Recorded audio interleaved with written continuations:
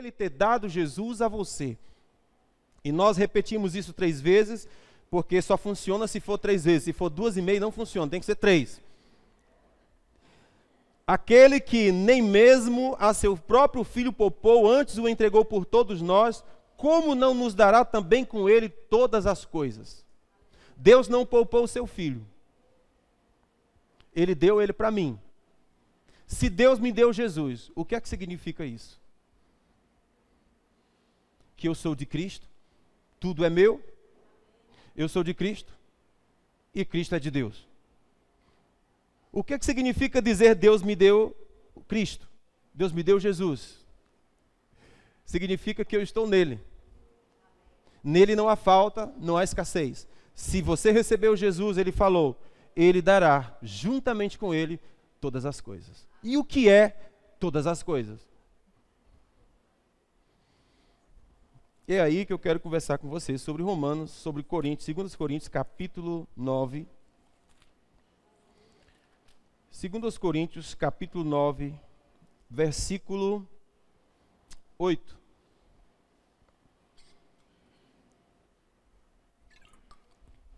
Diga, Pai, obrigado por nos ter dado Jesus.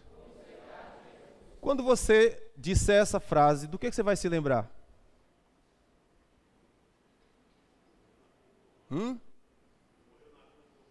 Isso. Que ele morreu na cruz por nós. Pois bem, o que eu quero que você se lembre é que, quando eu disser, Pai, obrigado porque você me deu Jesus, você vai completar o versículo. E o que diz o resto do versículo?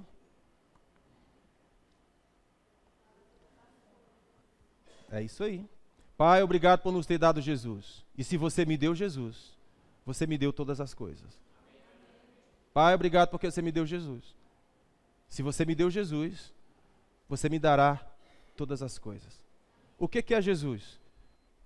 Junto com ele vem todas as coisas.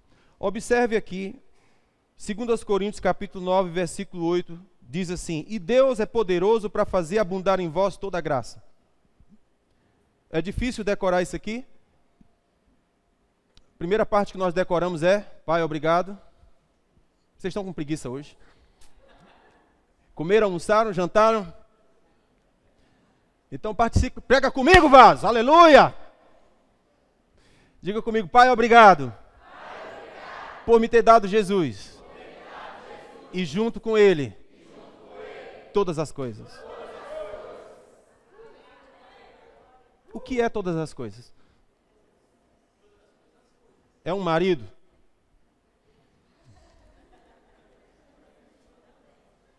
Também, né?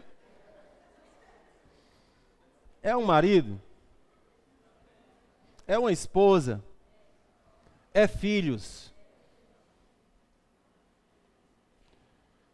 O que é Deus nos dá todas as coisas? É você ter o Espírito habitando dentro de você? É você ter aquele que é o Espírito da verdade, guiando você em toda a verdade? O que é ter todas as coisas? É você andar livre.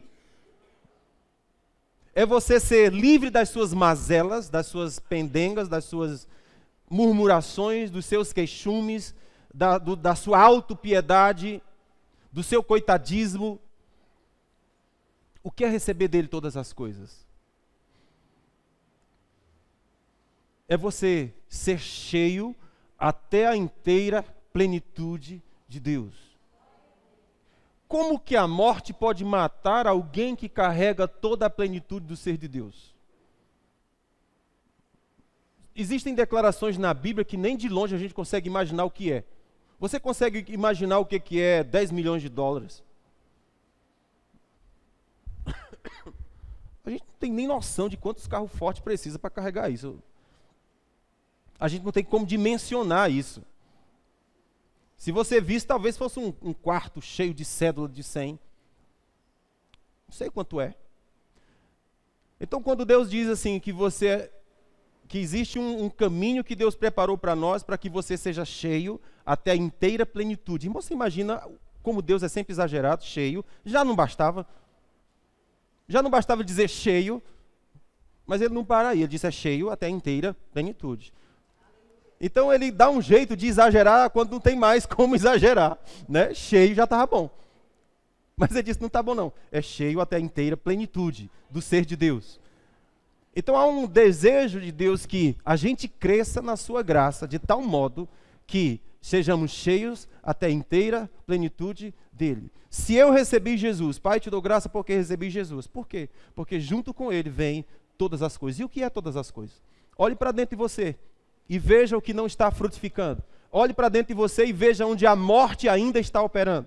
Veja dentro de você aonde Deus ainda não lançou luz, aonde não chegou luz ainda, porque se chegou luz, as montanhas vão ser escaladas. Se chegar luz, as mentiras vão ser destruídas. Se chegar luz, ele vai encontrar você. Amém, queridos? Então veja, obrigado por Jesus, porque junto com ele vem todas as coisas. Quando eu disser, Pai, obrigado porque você me deu Jesus. Quando eu estiver orando aqui e eu disser, Pai, obrigado porque você me deu Jesus, no seu espírito você vai saber, ele está falando de todas as coisas. Pai, obrigado porque você me deu Jesus, porque junto com ele veio todas as coisas. Se ele não negou seu próprio filho, nos dará juntamente com ele todas as coisas. Esse texto que nós lemos aqui de 2 Coríntios capítulo 9, versículo 8, o texto diz assim, e Deus é poderoso para fazer abundar em vós toda a graça. Vamos dizer juntos? E Deus é poderoso para fazer abundar em vós toda a graça.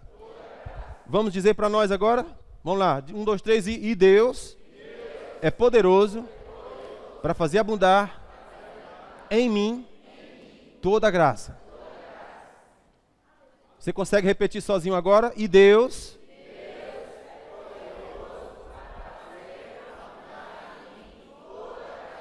o que é toda a graça?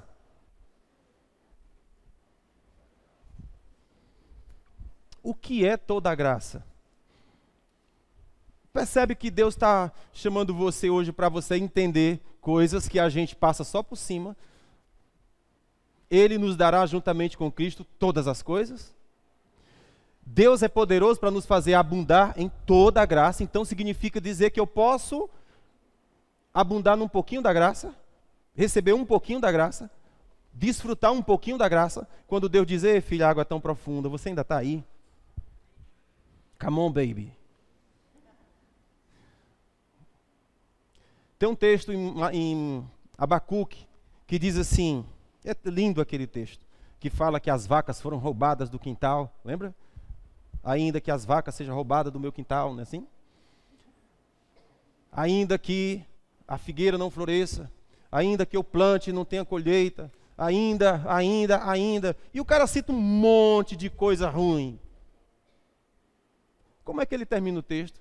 Ele diz, todavia, eu exultarei no Deus da minha salvação, porque Ele é quem adestra os meus pés, para torná-los velozes como os da corça, para que eu alcance os meus lugares altos.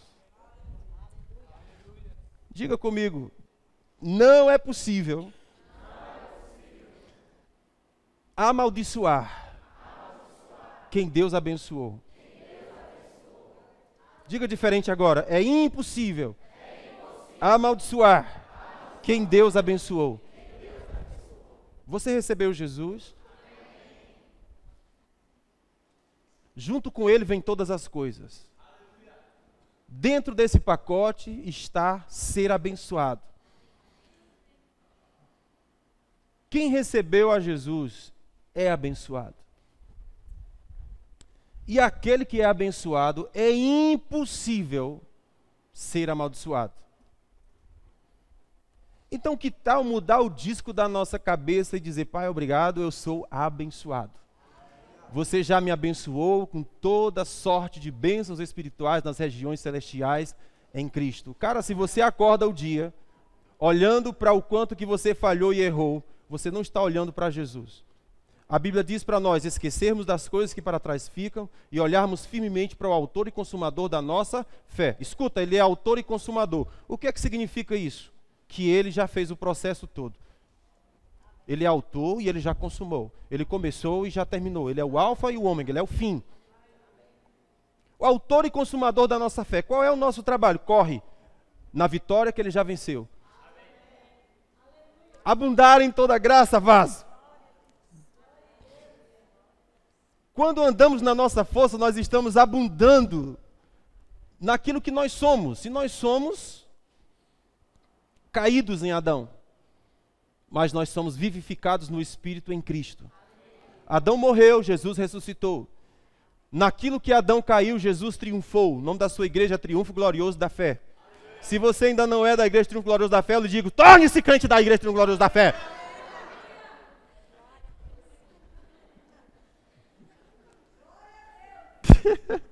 Creia em Jesus e congrega aqui, vaso. Pelo amor de Deus. O nome da sua igreja é Triunfo Glorioso da Fé, porque nós cremos que o Evangelho é triunfo desde o primeiro dia até o final. Triunfo, sempre triunfo. Nunca derrota, triunfo. E tem pessoas que se incomodam com isso. A sua igreja é triunfo? São um bando de arrogantes. Eu digo, então você tem que conhecer outro Jesus. Porque o que a Bíblia diz, ele triunfou. Ele expôs publicamente o inimigo. Meu Deus, ele recebeu um nome acima de todo o nome. E está assentado acima de todo principado, poder, potestade, de nome que possa se referir no presente século e no vindouro. Se isso não for triunfo, eu não sei o que é mais. Só que ele não termina o texto assim, ele termina o texto dizendo assim: e para ser Senhor sobre todas as coisas, ele o deu à igreja. Que é o complemento daquele que preenche tudo em todas as coisas. Aí você quer isso é triunfo ou é o quê? Pai, obrigado porque você me deu Jesus. Porque juntamente com ele, ele me deu todas as coisas. O que é que Deus quer que eu faça? Vá para Jesus. Deus está doidinho que você vá para Jesus. Por quê? Porque quando você for para Jesus, ele vai te apresentar o Pai. E uma vez que ele te apresentar o Pai, você vai entender que você é filho. E uma vez que é filho, você vai entender que tem uma herança. Uma vez que tem herança, você diz, você foi vocacionado. Fui vocacionado para quê? Para ser igualzinho a Jesus. Vocacionado, eleito, antes dos tempos, para ser igualzinho a Jesus. Pergunto, Jesus é derrotado? Ele é o quê? Triunfo glorioso da fé. A fé sempre triunfará. Não vai deixar de triunfar nunca. Gente, eu não estou fazendo merchandise. É porque o nome da igreja é Triunfo Glorioso da Fé. E ela tem esse nome por causa disso. Porque o evangelho é triunfalista. O último triunfo que nós vamos ver é a vitória sobre a morte. O último inimigo a ser vencido é a morte. O diabo não é inimigo de Deus. A morte é inimigo de Deus. O último inimigo a ser vencido. Ok? Esse triunfo está prestes a chegar. Quando esse triunfo chegar, o seu corpo de morte, que é esse corpo que ainda morre, a gente dura em torno de 80 anos.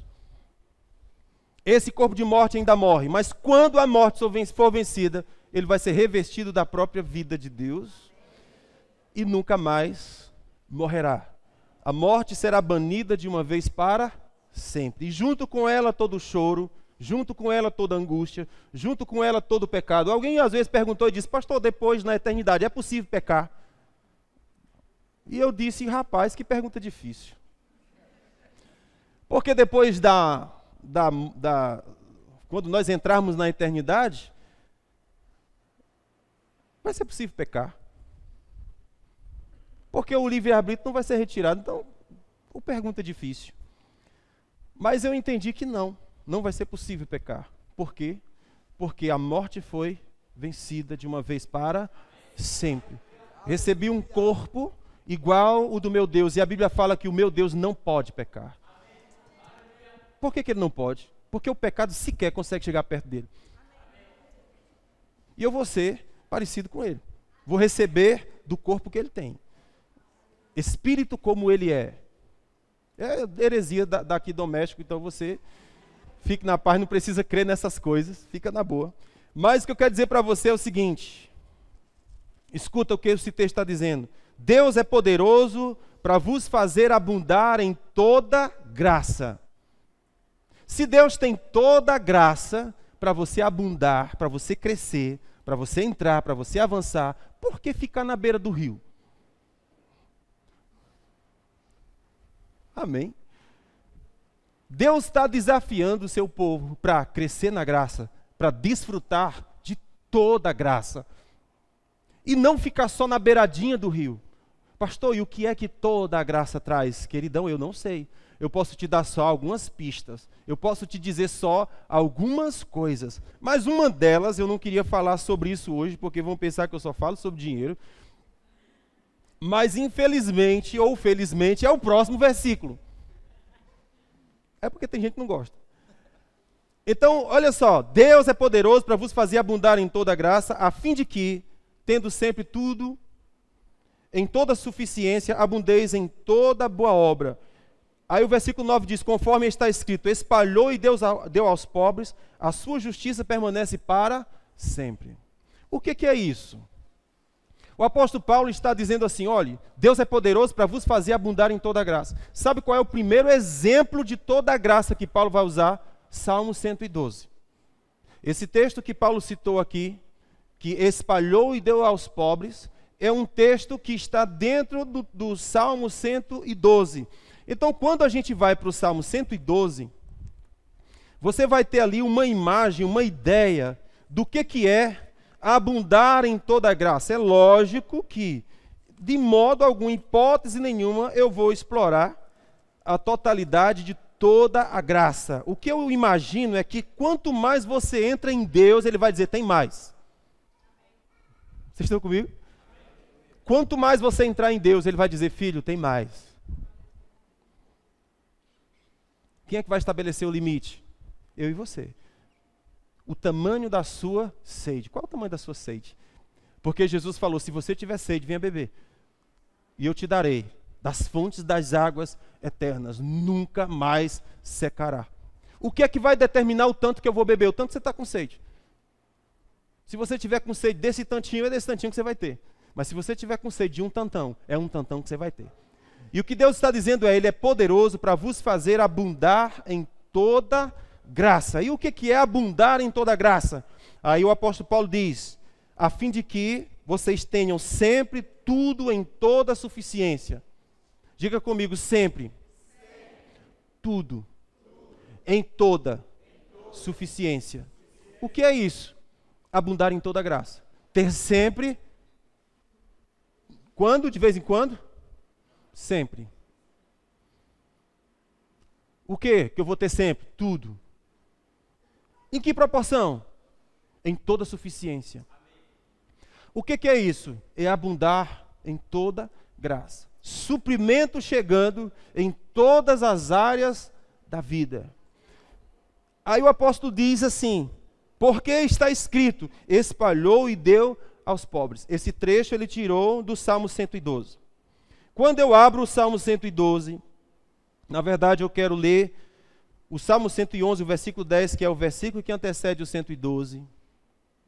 O salmista diz assim, o temor do Senhor é o princípio da sabedoria. Tem bom entendimento todos os que cumprem os seus preceitos e o seu louvor subsiste para sempre. O temor do Senhor é o princípio da sabedoria. Tem bom entendimento todo aquele que cumpre os seus preceitos. Tudo bem. Agora, o Salmo 112. Louvai ao Senhor. Como é que ele começa o Salmo? Bem-aventurado o homem que teme ao Senhor, que em seus mandamentos tem grande prazer. Qual é a primeira área que a abundância da graça vai atingir? O temor do Senhor. Não adianta eu ter nenhuma outra coisa se o temor do Senhor não está presente. O Espírito vai operar, primeiro, o temor do Senhor. Por quê? Porque quem não tem o temor do Senhor, ele diz, esse é tolo, não tem sabedoria. Estão comigo? Então não adianta eu ter todas as coisas em toda a suficiência se eu não tenho o temor do Senhor. Então toda a graça ela vai começar a operar aonde? No temor do Senhor. Estão comigo?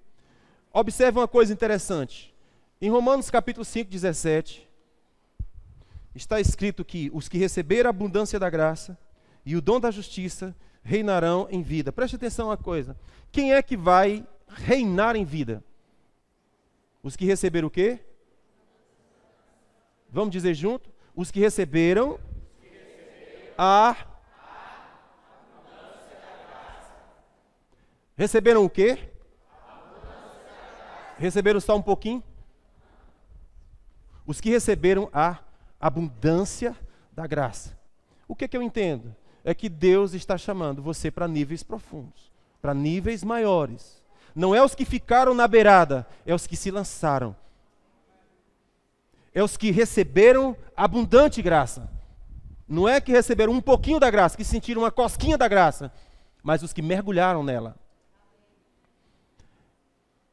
A saudação de Paulo era: paz e graça vos sejam multiplicadas. A saudação dos apóstolos também normalmente era assim: graça sendo multiplicada. Então eu preciso de abundante graça, não é só um pouquinho de graça. E isso não se refere a Deus, se refere a mim. Deus já deu. A pergunta é: eu recebi? A questão está em receber, não é em dar, porque Ele já deu. A pergunta é se eu estou recebendo. Como é que eu recebo a graça? Se você crê. O único jeito de desfrutar da graça é crendo. Se não crê, não recebe. Então, se eu não creio no que Jesus fez por mim, não tem como eu desfrutar. Ok? Como é que eu vou saber o que Cristo fez por mim? O que Ele fez por mim? Como é que eu vou saber? Eu vou precisar do Espírito Santo. Essa é uma viagem que nenhum pregador da terra pode levar você. É uma verdade que você e o Espírito têm que ir. É você que tem que mergulhar no rio de Deus. Não é o pastor que tem que mergulhar por você, não é o pregador que tem que mergulhar. Ou você mergulha na graça, ou você fica na beirada para sempre. E não desfruta de toda a graça.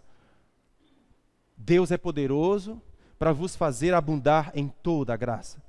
Qual é a beleza que eu vejo nisso? Eu vejo que Deus já deu toda a graça. Portanto, depende de mim.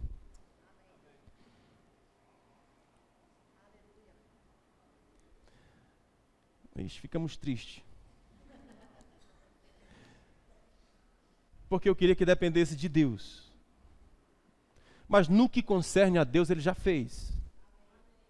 O que falta para mim? Recebe. Como é que eu recebo? Se crer.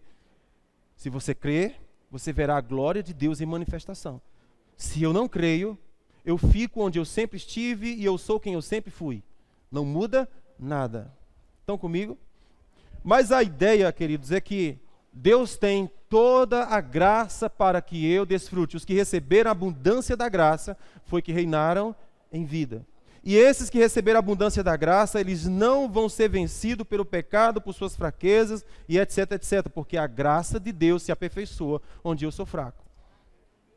Então, onde existe uma fragilidade no meu ser, a graça opera. Primeira coisa que a abundante graça vai fazer por mim, ela vai gerar o temor de Deus em meu coração. Irmãos, percebe, isso é uma coisa tão especial, porque se muitos de nós fizermos uma análise sincera, é possível que a gente não encontre temor de Deus dentro de nós. Em muitos de nós. Temor do Senhor. Mas nós somos crentinhos, bem direitinho, tudo certinho. Mas o temor de Deus não depende dessas coisas, é algo que está dentro de você. É aquilo que você é no seu mais secreto, onde o temor do Senhor está lá. É algo que o Espírito Santo gerou dentro de nós. Amém? Então a primeira coisa que a graça vai gerar dentro de nós é o temor do Senhor. Temor do Senhor é medo do Senhor? Não necessariamente medo. Mas é algo dentro de você que não te deixa fazer certas coisas, que não te deixa entrar em certos ambientes. Existe um freio dentro de você. Ok? A Bíblia diz que vocês não têm necessidade de que alguém vos ensine, porque vocês têm a unção do Santo. O que é a unção do Santo? Espírito. Espírito da verdade. Vocês têm o Espírito da verdade dentro de você. E o que é que o Espírito da verdade vai gerar dentro de mim? O temor do Senhor.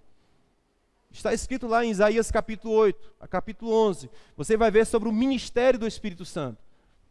O ministério do Espírito Santo diz que ele é o Espírito de sabedoria, o Espírito de verdade, o Espírito de conselho, o Espírito de santidade, e no final ele diz Espírito do temor do Senhor. Temor do Senhor. Que é o que o Espírito quer gerar dentro de nós, o temor do Senhor. Amém? Então, quando eu começo a entrar nessa abundante graça, a primeira coisa que vai ser gerada é temor do Senhor. Se eu perder o temor do Senhor, eu sou como um carro sem freio, eu sou como algo desgovernado. Por exemplo, o pessoal diz que o problema de um ateu é porque o ateu não crê em Deus, mas crê em qualquer coisa. Os rebeldes, aqueles que estão rebelados contra Deus, acreditam que Deus não existe. E a Bíblia diz que disse o tolo em seu coração, não há Deus. Então, o simples fato de no coração dizer Deus não existe, não há Deus, ele disse, o princípio da tolice está ali. E qual é o princípio da sabedoria? Deus existe, e eu temo a Ele. Princípio da sabedoria. Primeira coisa que o Espírito Santo vai gerar é exatamente isso. Se eu não tenho o temor do Senhor, eu sou um carro desgovernado. Eu sou um carro sem direção e sem freio. Eu vou para qualquer canto, bato em qualquer coisa, eu não tenho governo, não tenho a minha própria vida nas minhas próprias mãos. Mas quando eu tenho o temor do Senhor, eu estou guardado. Mas quem que está me guardando? É dentro, não é fora. Não tem ninguém te vigiando, não tem ninguém te olhando, ninguém botou um chip em você, ninguém botou algo dentro de você. Não, dentro. Tem um arbítrio dentro de mim. A unção do Santo habita em mim. Existem direitas que eu vou tomar que a unção do Santo diz, sinal vermelho, não vai por aí. E se eu tenho o temor do Senhor, o que é que eu faço? Paro na hora. E faço o quê? Viro o sentido contrário. Mas se eu não tenho o temor do Senhor, a Bíblia diz, não há Deus, eu sou tolo. Então eu sigo aquilo que o Espírito Santo disse, é sinal vermelho, não vai por aí. Por que que ele disse sinal vermelho? Porque ele busca o seu bem. Não é porque ele busca o seu mal. Estão comigo? Então a primeira coisa que a abundante graça vai gerar em mim é temor do Senhor. Se eu perco isso, eu perdi minha vida. Eu vou ser amarrado, engodado por 1001 coisas que não estava na ideia de Deus que eu fosse amarrado, mas que eu andasse livre. Mas quando é que eu vou andar livre? Quando eu conheço que o Pai me ama. Amém? Aquele que ama o mundo, o amor do Pai não está nele. Por que que alguém está amando o mundo? Simples assim, porque o amor do Pai não está nele. Porque se o amor do Pai estiver, vai ser maior do que o mundo. Vai ser maior do que o brilho que o mundo pode oferecer. Então veja que coisa linda. Como é que a abundante graça se manifesta? Primeiro, o temor do Senhor. Veja a segunda coisa que ele fala. Salmo 112, versículo 2. A sua descendência será poderosa na terra, a geração dos retos será abençoada. Escuta, segundo fruto que eu percebo que a abundante graça vai gerar é o quê? Os seus filhos. Amém? Seus filhos. Aí você diz, pastor, isso eu não acredito muito nisso não. Pois então, é o que eu estou falando. A graça se recebe pela fé. Não é algo que você faz, não é algo que você merece. É algo que Jesus fez e você creu e recebe. Jesus fala, se você crê em mim, dentro de você surgirá uma fonte que jorra para a vida eterna. O que é essa fonte? Suprimento. Tendo sempre tudo em toda suficiência. Sempre tudo em toda suficiência. Se não está funcionando, se não está acontecendo, o que deve ser feito? Os que receberam a abundância da graça vão reinar. Então comece a reinar. Como é que um rei reina? O rato roeu o rei de Roma. Como é que um rei reina? Governando, sim ou não? Como é que um rei reina? Ordenando. Como é que um rei reina? Colocando as coisas no seu devido lugar. Como é que um rei reina? Dominando. Os que receberam a abundância da graça, reinam. Os que receberam a abundância da graça, colocam as coisas como elas devem ser. Os que receberam a abundância da graça, reinam. Queridos, uma coisa que eu percebi nesses dias muito forte. O que eu aprendi nesses dias muito bom? é que se existe um problema na sua vida, é porque você não está reinando ali. Se existe um problema na sua vida, é porque você não está gerenciando aquilo. Pastor, como é que você vai me dizer isso? Gênesis, logo no começo. Livro de Gênesis, logo no começo. A Bíblia diz assim: os céus estavam negros para chover. Eu posso estar exagerando, mas deve estar assim lá. Desculpe o pregador, às vezes ele exagera algumas coisas. Mas está na Bíblia. Olhe bem, como é que o escritor de Gênesis coloca lá? Ele disse, olhe, não chovia sobre a terra, não havia erva, por uma simples razão. Não havia árvore frutífera por alguma razão. E qual era a razão? E o Senhor disse, porque não havia homem para cultivar. O que é que eu aprendo com isso? Os céus estão prontos. E a terra também. Esperando o quê? Alguém que reine. Amém. Não sei se isso empolga você. Mas por que isso me empolga? Porque tem muita gente que diz assim, se for da vontade de Deus. Não, queridão. Se você reinar, vai acontecer. Porque Deus disse assim, os céus são os céus do Senhor, a terra é dos homens. Se você não reinar, não vai acontecer. Se você não cultivar, os céus não vão abrir chuvas. Se você não cultivar, a terra não vai abrir a sua mão e a sua boca para dar o que é seu. O que eu aprendo com isso? Que se há uma área da minha vida que não está bem, é porque eu não estou gerenciando ela. Porque se você gerenciar, os céus entenderão que ele entendeu e está fazendo o que deve ser feito. A terra vai entender que você está fazendo o que deveria fazer e ela vai entregar o que você está buscando. Então, se algo não está acontecendo, é simplesmente porque eu não estou reinando. Mas os que receberam a abundância da graça vão reinar em vida, não é depois que morre, não é depois que vai para o céu. Tem pessoas que leem o Evangelho pensando assim, quando eu chegar no céu, quando eu morrer, vai acontecer. Não. A Bíblia diz que a piedade que você abraçou, ela tem recompensas para a vida que agora é e a futura. Eu não vou entrar no céu todo lascado. Eu vou entrar no céu como aquele que já desfruta da abundante graça. Jesus disse, eu vim para que vocês tenham vida e vida em abundância. Quando você entrar no céu, você vai dizer, eu já estou acostumado com esse ambiente. Porque Jesus fala, orem dizendo, venha o teu reino. Se o reino de Deus não veio, é porque eu não estou orando. E o que é o reino de Deus? É o governo do Espírito. O que é o reino de Deus? Governo do Espírito, é o Espírito governando. E o que é que a Bíblia diz sobre o Espírito? Onde o Espírito de Deus está, liberdade chega. É reino. Ore dizendo, vem o teu reino. Se eu oro dizendo, vem o reino, irmãos, o reino vai vir. E o reino vindo, o que significa dizer? O céu se estabeleceu. Aleluia. Então veja o que esse texto de Salmo 112 está me dizendo. Ele diz o seguinte, a sua descendência será poderosa na terra. Beleza? O que é graça? É você receber o que já foi feito. Como é que se recebe graça? Crendo. Se o Senhor disse que os que receberam a abundância da graça, os seus filhos serão poderosos na terra, no que você vai crer? Que o meu filho vai ser o marginal? No que você vai crer? Que o seu filho vai ser falido?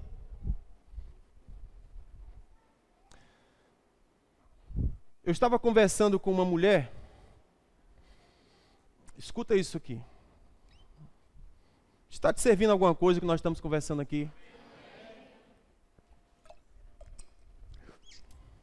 Eu estava conversando com uma mulher.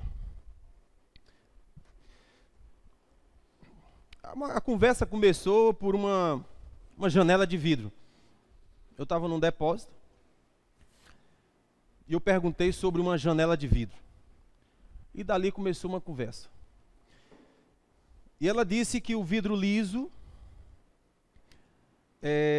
as pessoas veem do outro lado, mas se for aquele vidro rusgo, ninguém vê. Eu digo, há controvérsia. Você pode estar dentro de casa com vidro rusgo, e quem está fora está vendo a silhueta. Se você for trocar uma roupa, se você for passar na sala, alguém está vendo a silhueta. Aí ela se lembrou, é verdade. O pai do meu filho estava lá em casa, E eu passei na sala e ele brigou comigo. Eu disse: o que você tem a ver comigo? Você não é meu marido? Nós só fizemos um menino junto, pronto. E aí eu perguntei: você já está em outro relacionamento? Eu disse: não, porque a gente está sempre em divino. E por que não se acerta logo com o cidadão? Porque ele é chato. Eu digo: então faz o curso de casais lá no Rodney. Faz o curso de casais com o Rodney. Aí eu fui conversar com ela e dizer assim: minha querida, escuta só. Quando você casou, quando você se uniu com aquele homem, você estava brincando de ser Deus. Como assim? Você está vendo o seu filhinho que você ama tanto? Ele não existia. Ele não existia. Quem trouxe ele à existência? Porque Deus é o único que traz à existência o que não existe, não é assim? Esse é um atributo de Deus. Deus traz à existência o que não existe. Pois bem, aqui está um ser que não existia. Foi dado a você e a ele um poder tal que você fez existir o que não existia. Então você brincou de ser Deus, fez alguém que não existia, e agora você acha que não dá para conviver com o cara e você deixa ele sem pai? Ela disse: esse caso exige reflexão. Deixa eu pensar sobre isso. Mas eu quero usar essa história para chamar a sua atenção em quê? Para chamar a sua atenção de que você é Deus para os seus filhos. Você pai, você mãe, é Deus para os seus filhos. Você trouxe à existência o que não existia. O que é graça? Graça é crer no que ele fez, não no que você vê. Estão comigo? Se eu creio no que eu vejo, eu não estou andando na graça. Mas se eu creio naquilo que Cristo fez, então eu vou trazer à existência o que ainda não existe. Porque ele já fez, eu só não estou vendo. Isso é coisa de doido, é conversa de doido, se só crente fala sobre essas coisas. Se você quiser virar crente, daqui a pouco a gente vai orar pelos que querem virar crente. E virar doido também, porque os doidos têm dessas coisas. Então escute bem, escute bem. Como é que eu recebo da graça? Você crê no que Cristo fez. E aquilo vai se manifestar. Esse texto que nós lemos está dizendo que os que receberam a abundância da graça, os seus filhos serão poderosos sobre a terra. E você é Deus para o seu filho. O que você vai fazer? Vai chamar a existência o que você não está vendo.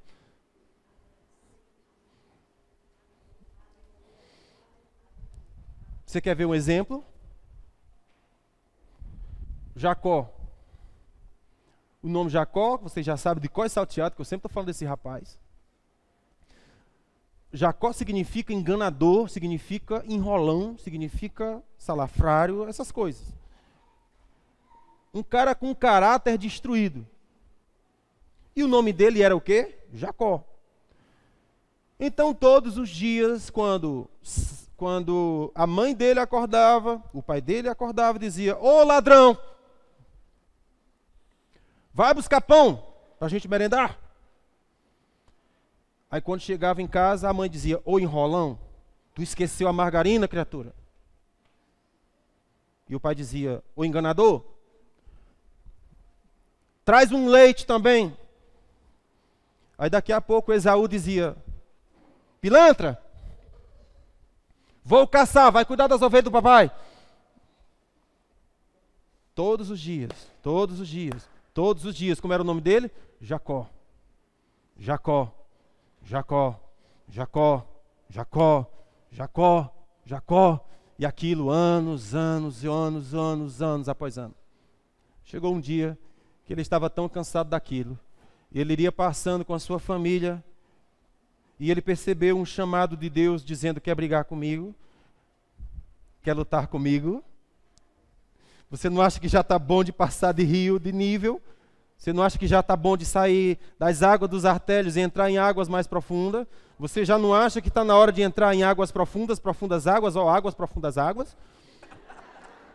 Isso foi um poeta que eu comprei um livro dele e essa era a poesia dele, Águas. O nome do poema era Águas. Você lembra? Eu comprei o livro, quando eu abri o livro, que fui ler a primeira poesia era, o nome da poesia, Água. Aí eu comecei a ler águas, profundas águas, águas, ó águas, muitas águas, águas, profundas águas. Gente, como é que a pessoa escreve um poema desse, Jesus? Mas enfim, então, ainda bem que ele foi honesto, o nome do poema era Águas, né? Então a gente já sabe que vai ter água ali, não tem jeito. Então Deus chega para Jacó, percebe dentro dele um chamado de Deus para brigar. O chamado de Deus para mudar de nível. O chamado de Deus para, cara, você não acha que já está bom? E a Bíblia fala que Jacó voltou e disse, olha, vocês vão para frente, vocês vão embora, fica lá, distante de mim, me deixa quieto, me deixa só. Amém? Tem horas que você precisa ficar só.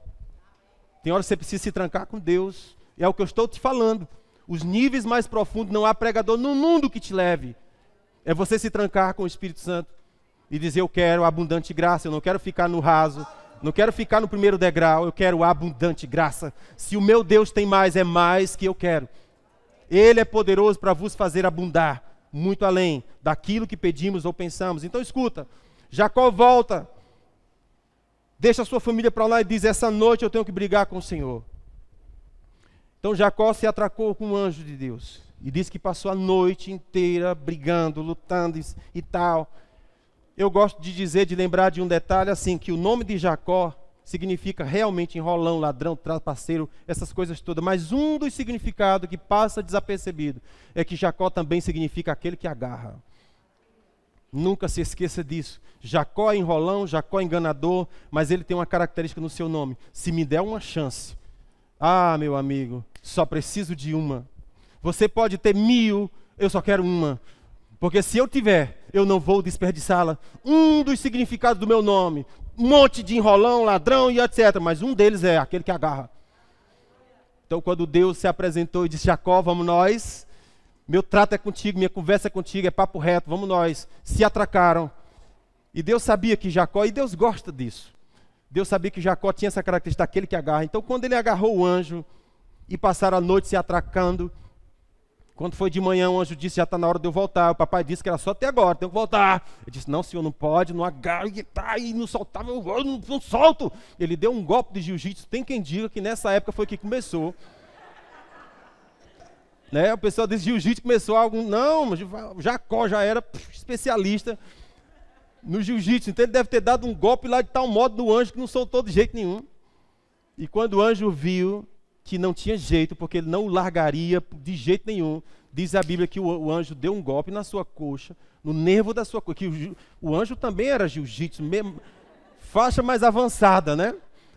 E deu um golpe lá na coxa, no nervo da coxa, que ele ficou aleijado, mancando. Mas o que é que eu quero chamar a sua atenção? É que quando terminou a briga, como foi que o anjo mudou a sua história? Mudando o seu nome. Por quê? Porque todos os dias, quando o papai chamasse, já não era mais ladrão, já não era mais enrolão, era Israel, que significa príncipe. Que significa aquele que lutou com Deus e prevaleceu. Então você imagina agora amanhecendo o dia e Jacó continuava Jacó. Mas algo tinha mudado. Ele havia lutado com Deus, algo havia se rompido. E o que é que Deus fez com ele? Vou trocar teu nome. Por quê? Todos os dias, papai e mamãe iam acordar e dizer, príncipe, vencedor, lutador, aquele que agarra, vai comprar o pão. E ele de propósito comprava só meio pão. Para quê? Para voltar de novo. Para fazer o quê? Para ouvir de novo. O que é que eu sou? Príncipe, vencedor, levante-se. Vá buscar o meio pão. E ele trazia o meio pão. Ele disse, como é, papai? Se eu quero o que mais? Príncipe, vencedor, lutador, aquele que agarra, vai buscar o leite. O que aconteceu com Jacó? Mudou, querido. Abundante graça está dizendo, se você recebe abundante graça, a primeira mudança que ocorre é dentro de você. Temor de Deus se estabelece. Qual é a segunda coisa que acontece? Teus filhos serão poderosos na terra. Não estou vendo isso acontecer. Libera. Você é Deus para eles. Chama a existência o que não existe. Onde tem trevas, chama luz. Destrói as mentiras. Porque ele só faz o que faz, só é o que é, por causa de mentiras estabelecidas na mente. Como é que se remove mentira? Botando verdade no lugar. Qual é a verdade? A verdade da graça, abundante graça. Deus me amou. A graça me alcançou. E o Espírito me foi dado para eu triunfar sobre todas as coisas. Amor do Pai, abundante graça e comunhão do Espírito Santo. Essas são as bases da igreja. Amém? Glória a Deus. Eu pensei que vocês queriam aplaudir, foi isso? Aleluia.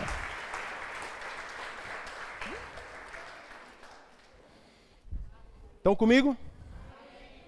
Então diga comigo, Pai, obrigado, por me ter dado Jesus. Por quê?